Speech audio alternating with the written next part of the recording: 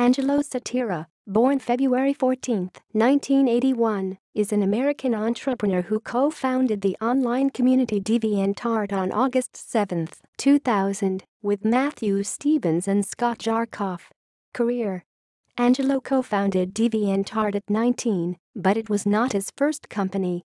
4 years earlier, he started a music file sharing site called Dimension Music. He sold it to Michael Ovitz in 1999, coming off of his stints at Disney and the Creative Artists Agency.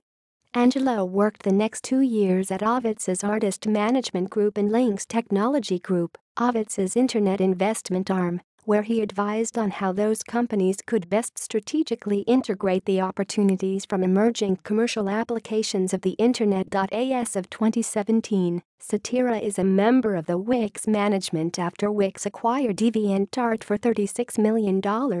Personal life: Sotira was born in Greece on February 14, 1981. Currently, he is living in Hollywood, California.